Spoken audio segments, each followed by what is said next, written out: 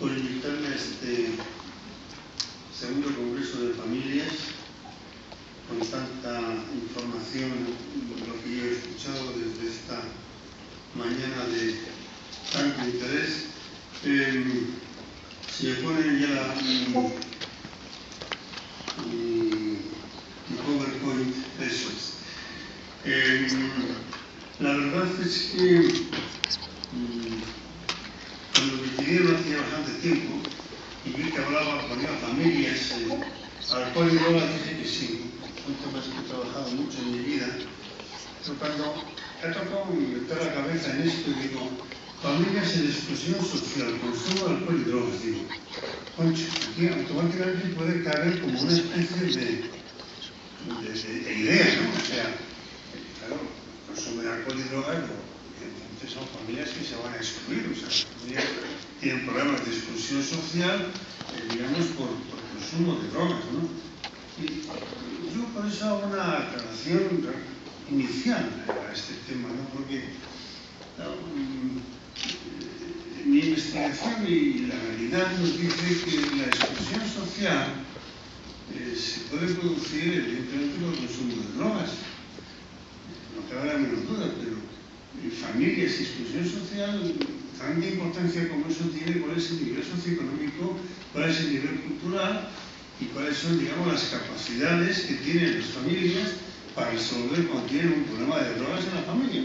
Eso me parece que es mucho más importante y además sin que se pueda decir en absoluto, porque no hay la evidencia va por otro lado y no voy a dedicar a eso, es una aclaración que hago al comienzo, de decir que las familias de tal clase social consumen más drogas que las familias de tal otra clase social, o que, mucho menos diría yo, que las familias, digamos, nucleares clásicas consumen más droga que las familias, pues todo este abanico que hemos visto, por lo menos yo lo que he oído desde las 12:30 de esta mañana, pues y la reconstituida, las familias de gay, lesbianas, las familias de divorciados, las familias de extranjeros que tienen más, no, yo no creo que eso sea el tema central. La exclusión social proviene básicamente cuando hay pues un problema anterior incluso al tema. Es ciertamente cuando se produce un fenómeno de drogadicción, claro, según en qué familia caiga esa drogadicción, tendrá mejores consecuencias, mayores o menores consecuencias. Pero yo no quiero establecer ningún tipo de correlación porque además no existe la que yo he estudiado entre, digamos, una familia así sin más y que sea sobre todo distinguida en función de criterios formales que son los que he escuchado hoy aquí y los consumos de drogas. ¿Está claro lo que quiero decir? Bueno, dicho eso, yo sí he trabajado en los temas de familias, a ver si acierto con esto, y su relación con drogas. Entonces, yo tengo que acabar a -10, por ejemplo. Bueno, acabaré a -10, seguro. Yo quisiera decir dos cosas que voy a decir, que son dos investigaciones que he realizado, son un poco antiguas, es verdad, pero son las que tengo, en donde he trabajado en tipologías de familias, pero trabajando, digamos, eran básicamente las familias tradicionales, en el sentido sociológico del término, por eso me ha gustado la intervención de la persona anterior, que no he retenido el nombre, que evidentemente es la que estadísticamente en las encuestas aparece como la dominante.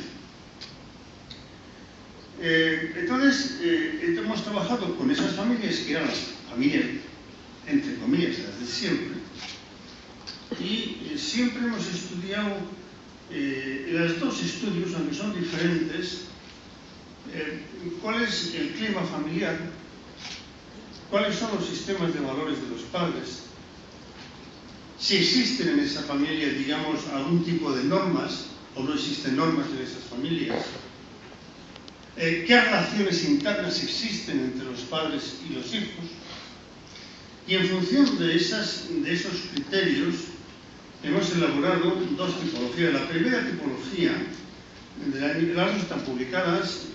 Una está publicada en la Fundación de Ayuda contra la Drogadicción, en la FARC, y la segunda está publicada por la Fundación y la catalana esta, ¿cómo se llama? La Fundación Bofill. Las dos están en el blog, las tipologías, ¿no? Entonces, con arreglo a eso, establecimos unas tipologías, aquí tenéis la referencia. Insisto que son en base a sistemas de valores, relaciones intrafamiliares, clima familiar,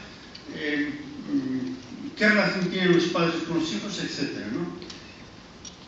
Entonces, llegamos a esta primera tipología. En esta tipología no existen padres, digamos, familias reconstituidas. Pues probablemente sí, pero no es eso lo que vamos a buscar.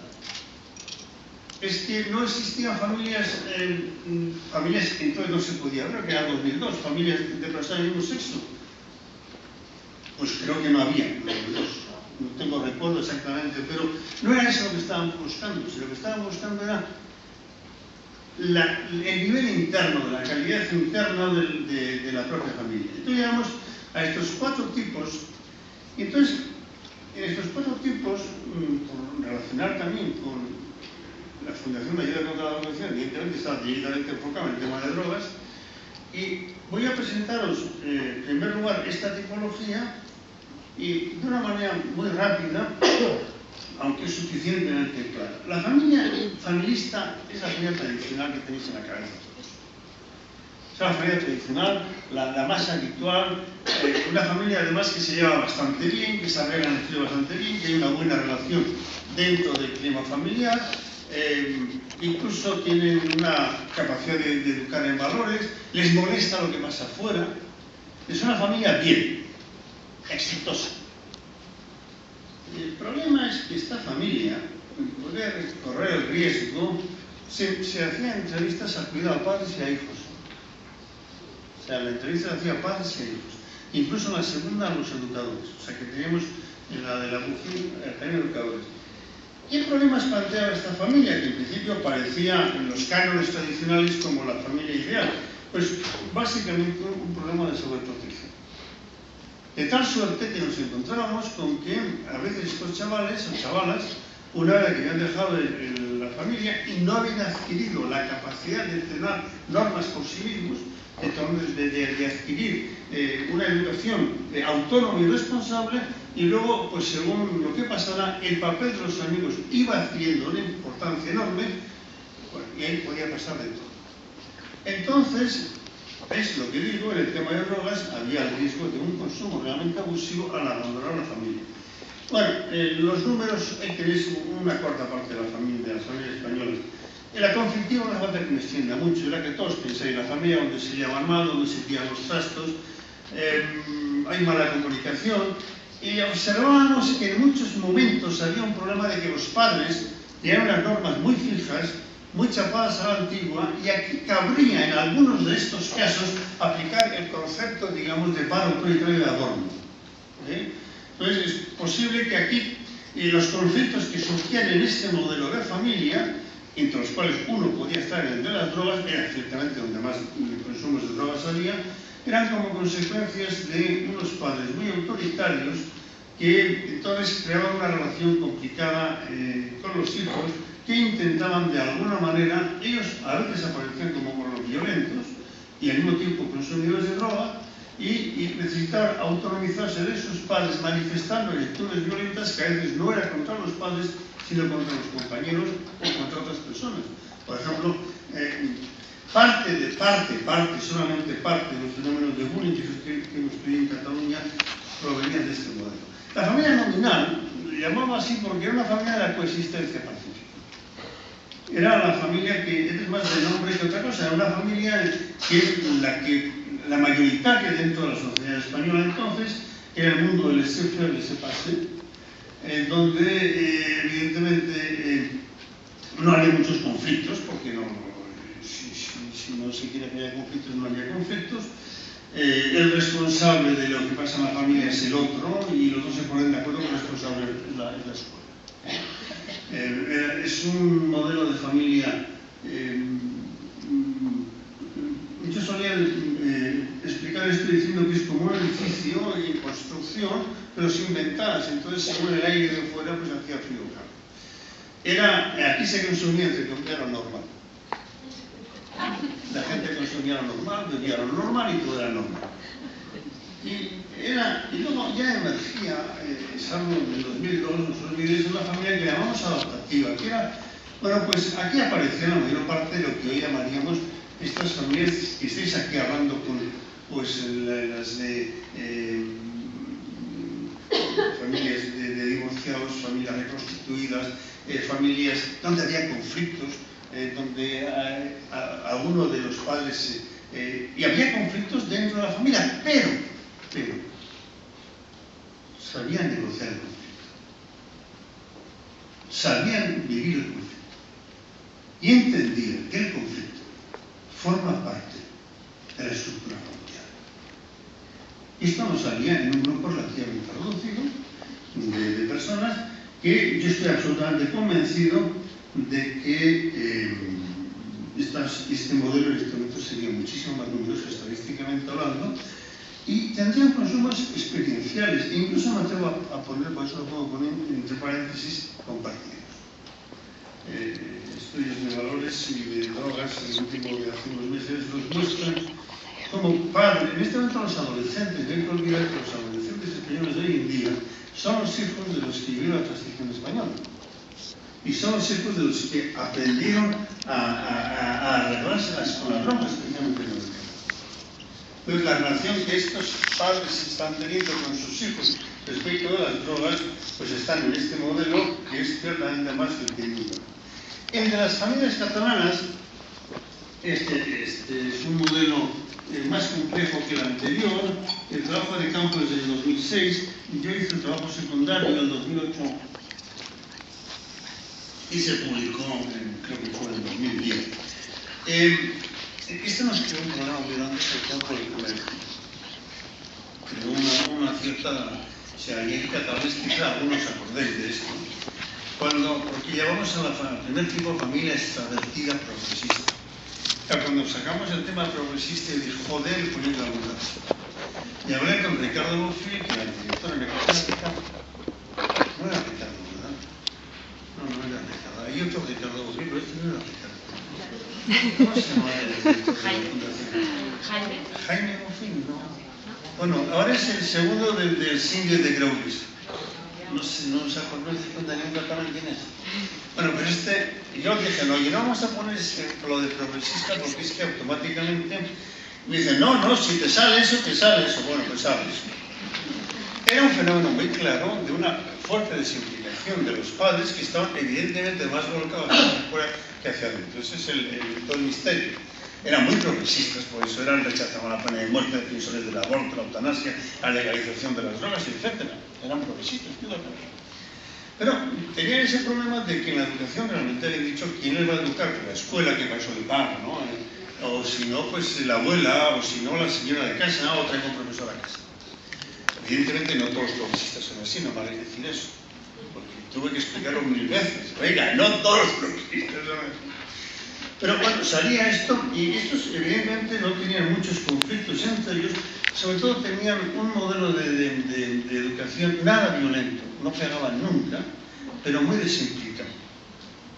Y tampoco tenían un modelo de educación afectivo positivo de ayudar cuando las cosas iban bien, sino era un laissez-faire, laissez-passer, pero digamos con gente que tenía recursos. Me quedan 3 minutos.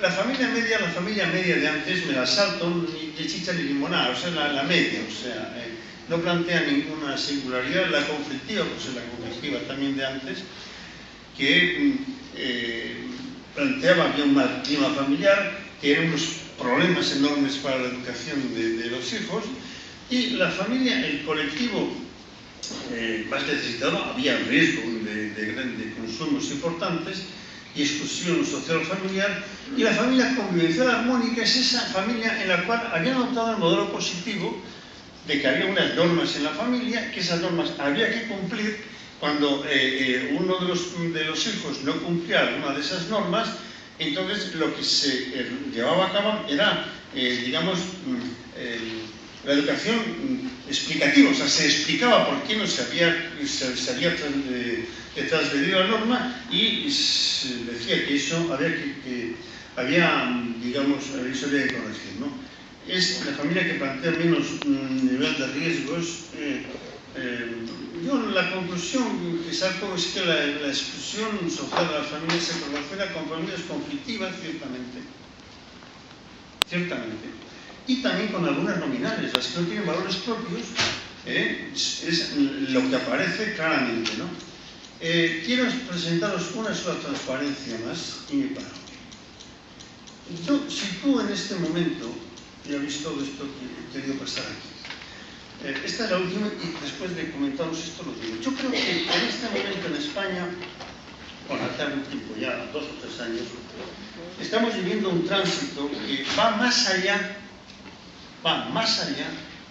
de la cuestión de la forma de la familia, que no digo que no sea importante, va más allá, va mucho más en el modelo de fondo que ha aparecido esta mañana, alguien lo ha dicho. O sea, lo que estamos viviendo es el tránsito de un modelo patriarcal, autoritario, mediterráneo, de matriz claramente católica, en lo patriarcal, y el autoritario, y que afortunadamente está desapareciendo. El tema es que al mismo tiempo lo que está entrando es el modelo de un matriz nórdico protestante, que está mal copiado a veces en España, en donde se ha devaluado la familia y se ha entronizado, no solamente la pareja, sino cada miembro de la pareja. Y entonces, lo que él en su individualidad. Y entonces, aquí hemos entrado en un modelo que es muy individualista. Nos hemos cargado el modelo familista del famulus, que proviene del mundo romano, que luego ha seguido la matriz mediterránea, no solamente católica, sino mediterránea, y se está introduciendo el modelo individualista, en donde en muchos momentos parece como que cada uno de los miembros de la pareja, ni siquiera digo la pareja, cada uno de los miembros de la pareja es la que es más importante. El ejemplo más claro es en esta frase de Lipovetsky, y leo esto y me callo. La familia posmoderna es la familia en la que los individuos construyen y vuelven a construir libremente durante todo el tiempo que les dé la gana y como les dé la gana. No se respeta a la familia como familia, no se respeta a la familia como institución, pero se respeta a la familia como instrumento de complementos psicológicos de las personas. Es como una prótesis individualista. La familia es ahora una institución dentro de la cual los derechos y los deseos subjetivos son más fuertes que las obligaciones colectivas. Gracias.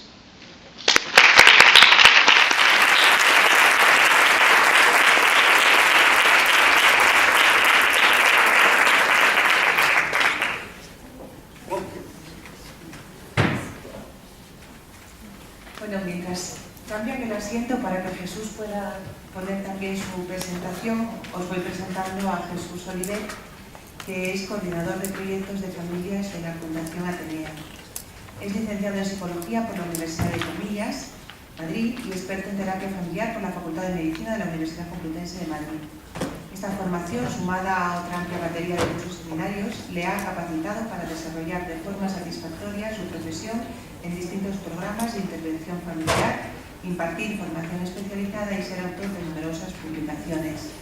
Desde 2006, Jesús Oliver trabaja desde la Fundación Atenea como coordinador y terapeuta en proyectos de mujer y familias. Anteriormente ejerció su profesión en otras organizaciones como la Asociación de Educadores Las Alamerillas, Proyecto Hombres o Am4Manos. Entre sus textos publicados destacan los manuales, Programa de Intervención Preventiva en Contextos Universitarios, Intervención con Menores desde el Modelo Sistémico o Redes Familiares para la Prevención.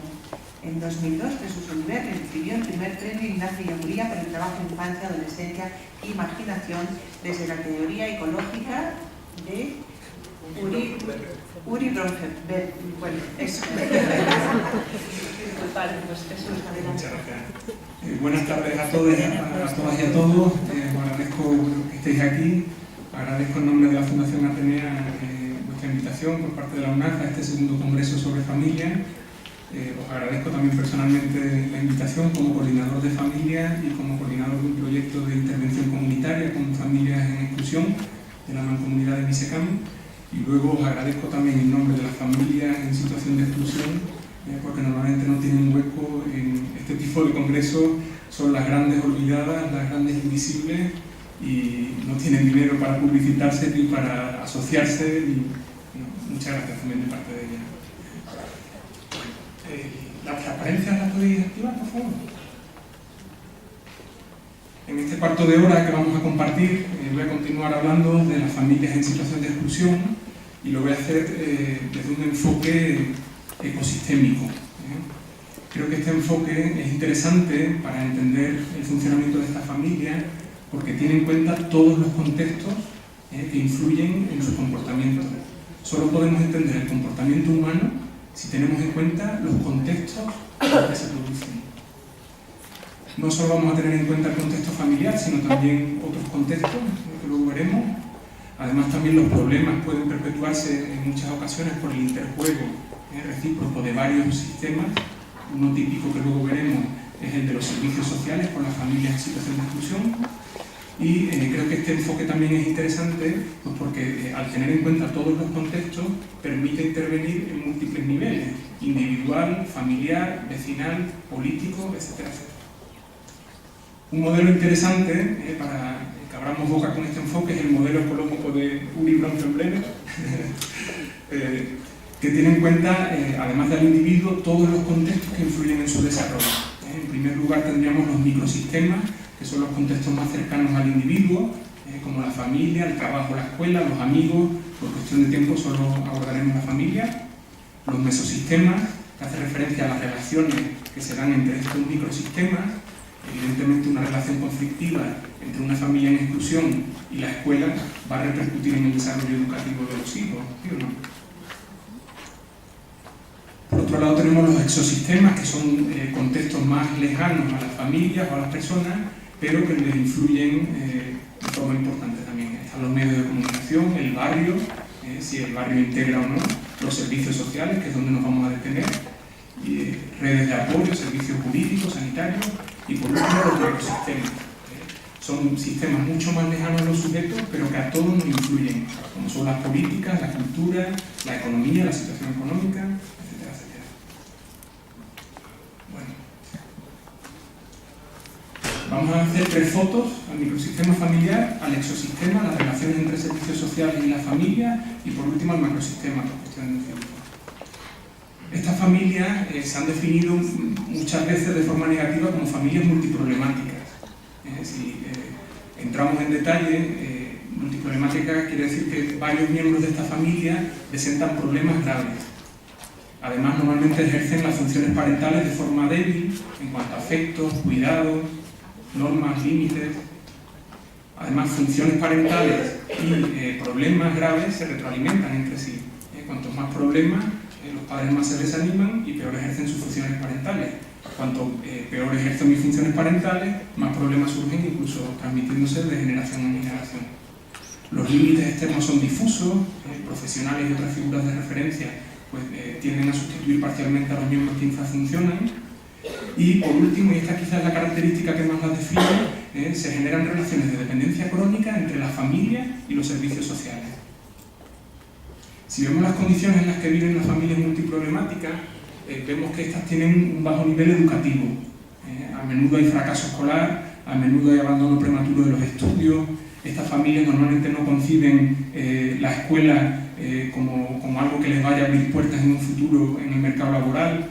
Tienen una concepción diferente a familias que no están en situación de exclusión. Sus trabajos pues, en general son muy precarios, no tienen desempleos de larga duración. Trabajos precarios, por ejemplo, venta ambulante, que además ahora lo llaman fatal con la crisis, no venden nada, Muchas de ellas incluso recurren a la mendicidad como manera de tener algún ingreso. Y bueno, pues con este trabajo precario o desempleo de larga duración, la economía evidentemente es muy precaria. Aquí las rentas mínimas juegan un papel fundamental para su supervivencia. Además, algunas de ellas pues, no se gestionan demasiado bien económicamente. A lo mejor se gastan dinero en cosas que a lo mejor no son necesidades básicas, y en cambio para las necesidades básicas pues luego quizá les falta, ¿no? Muchas de ellas no tienen viviendas dignas, tienen agua fría, no tienen agua caliente, todavía algunas viven en casas cuevas, algunas viven en chabolas, muchas tienen riesgos de desahucios por parte del IBIMA porque no pagan. Los ciclos vitales que tienen muchas veces están truncados, viven de una manera más rápida que familias que no están en situación de exclusión. A veces hay embarazos prematuros, a veces hay muertes prematuras.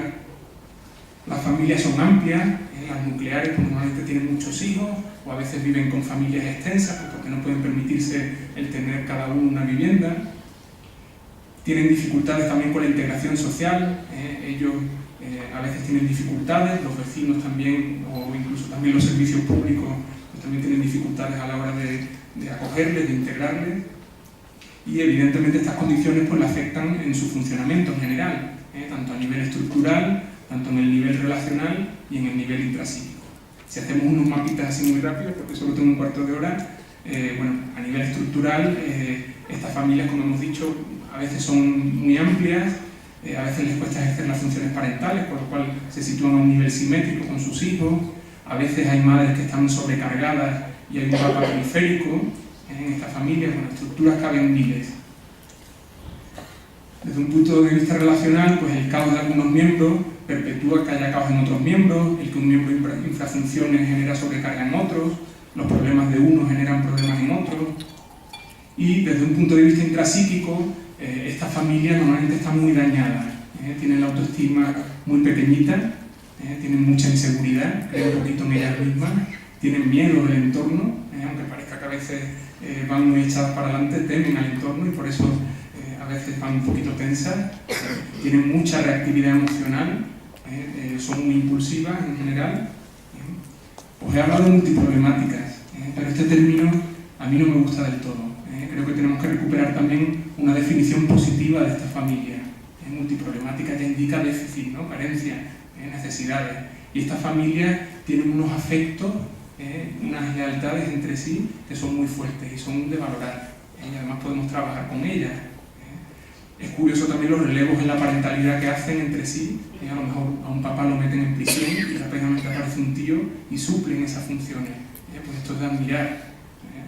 Es sorprendente la capacidad que tienen también para captar recursos. Serían excelentes trabajadores y trabajadoras sociales. Se lo conocen todos. Lo último del REMI es no vayáis al Colegio Oficial de Trabajadores Sociales preguntarle a una familia en situación de exclusión. Y por último, yo creo que esto es sorprendente, tienen una capacidad adaptativa y de supervivencia que es de admirar. Cualquiera de nosotros en esa situación estaríamos ahogados y deprimidos. Por otra parte, dentro de... no todas las familias en situación de exclusión entran dentro de la definición de multiproblemática. Hay familias que, teniendo situación de pobreza material, creen en ellas mismas, ponen en juego los recursos que tienen y evitan el tener una relación de dependencia con los servicios sociales. Lo que pasa es que los que trabajamos pues conocemos solo a las familias más carenciadas, pero hay familias en situación de pobreza que funcionan bien. Y eso hay que también reconocerlo. Vamos a hacer ahora una foto al exosistema.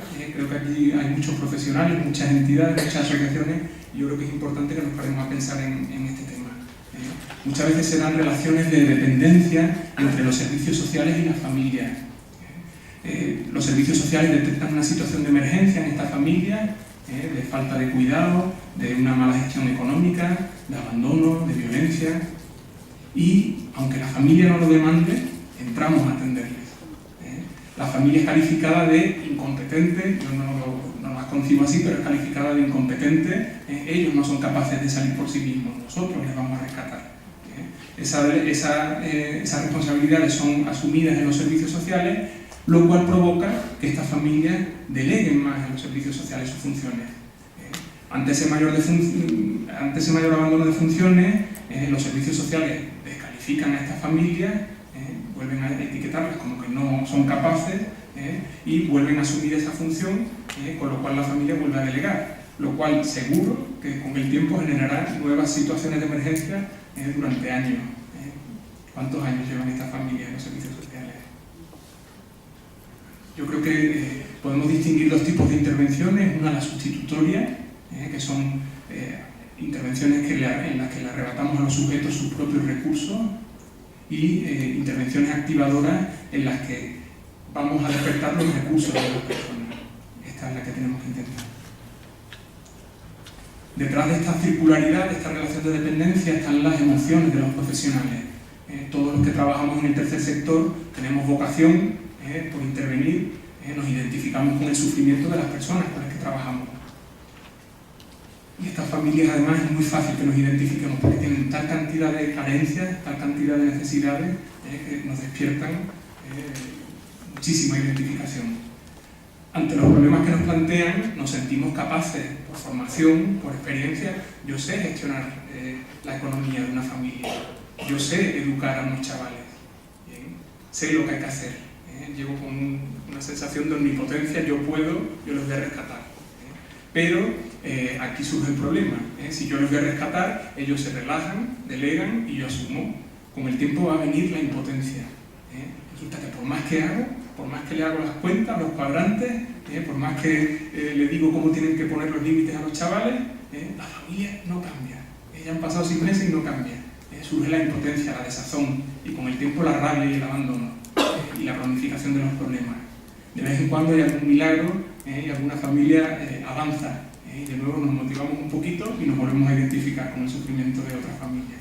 Ya tenemos el círculo completo. Yo desde aquí reclamo, pensando en estas familias, porque son familias difíciles y que hay que hacer un trabajo muy humilde y con mucha paciencia, que se brinde formación a los profesionales que trabajan con ellas, porque la formación les permite tomar cierta distancia. Y lo mismo también con la supervisión. Una supervisión va a ayudar a estos profesionales a que tengan paciencia, a que no tengan prisa, que cuiden el exceso de motivación, porque un exceso de motivación te puede llevar a chascos, ¿no? Si los cambios no se producen rápido.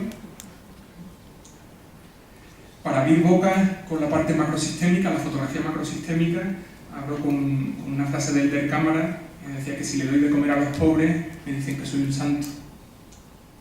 Pero si pregunto por qué los pobres pasan hambre y están tan mal, me dicen que soy un comunista. Marxista. Un marxista dijo. Bueno, pues vamos con el macrosistema.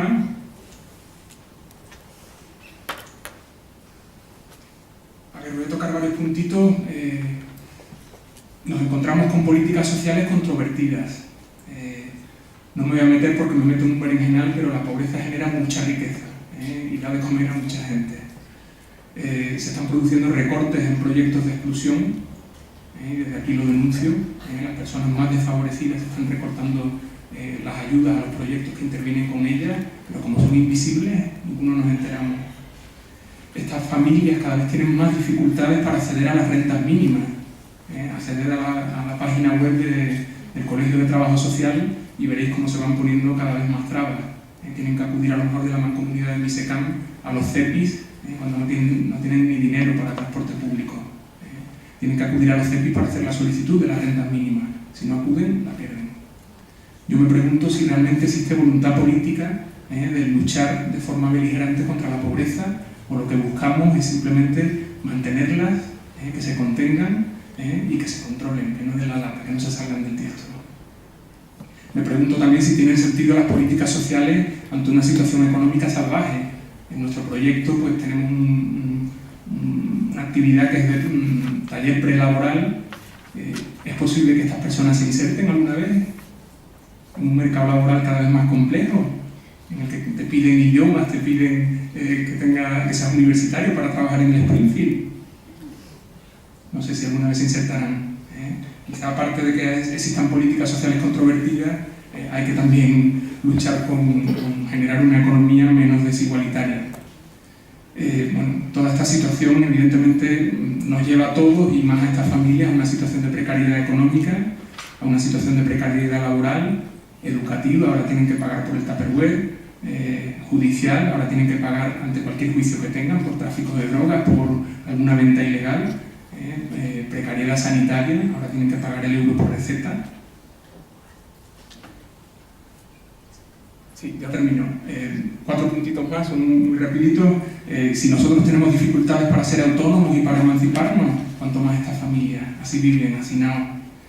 Si nosotros, dicen que el milagro español de que no nos hayamos rebelado antes tiene que ver con el colchón familiar, que nos quedábamos en paro, pero ahí estaba la familia. Estas familias vienen de pobreza que se transmite de generación en generación, no tienen colchón, con lo cual la crisis las van a pasar peor que nadie. Imperan en general los valores sociales de clase media y paya, lo cual dificulta también que estas personas se integren. Cuando a lo mejor van a pedir algo, a veces surgen choques culturales, ¿no?, que impiden que nos entendamos. Y por último, bueno, macrosocialmente tendemos a explicar los problemas por la responsabilidad individual, por las características personales o familiares, y nunca por el contexto en el que esos problemas se producen. Estas familias son víctimas de la pobreza, por favor no las culpemos de su situación, responsabilicémoslas, pero no las culpemos. Ya termino con el final de la película de Metrópolis, de Fritz Lang, que bueno, me parece un poquito esperanzadora. El mediador entre la cabeza, que serían los patronos, los poderosos, los que manejan la economía, y las manos, que somos los trabajadores, la gente excluida también, debe ser el corazón, si no, estamos perdidos. Muchas gracias.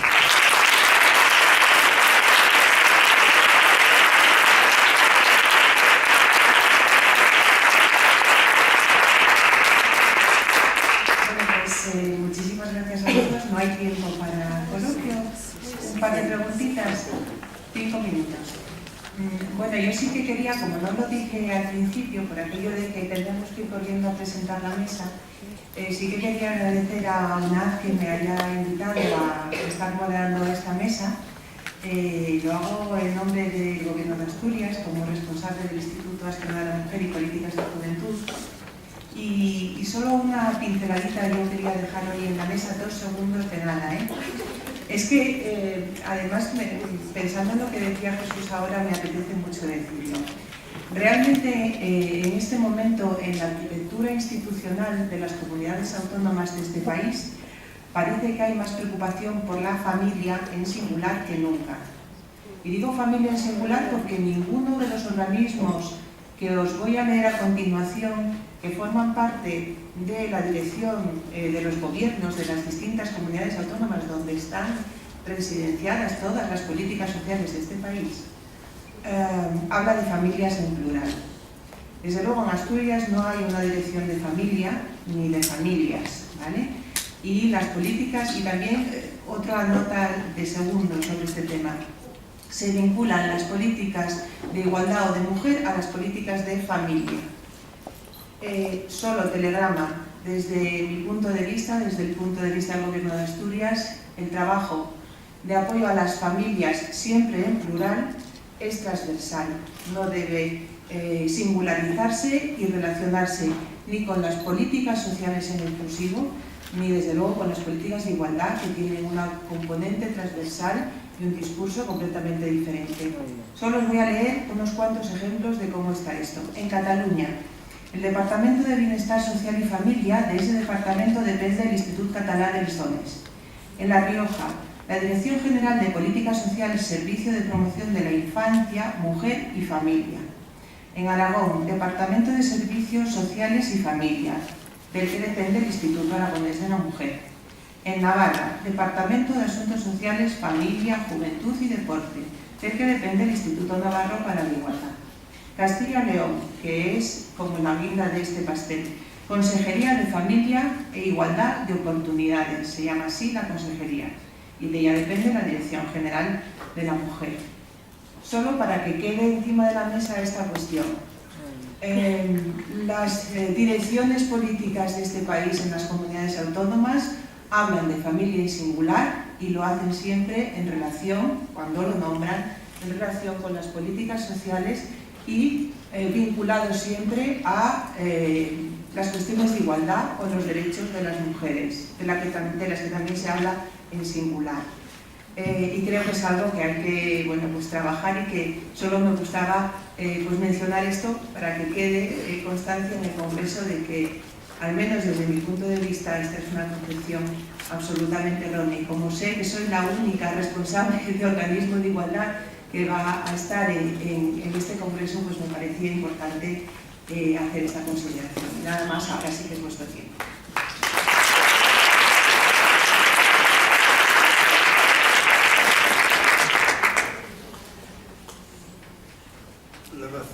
La razón de que andamos apurados es que tanto ella como yo embarcamos a las 7:30.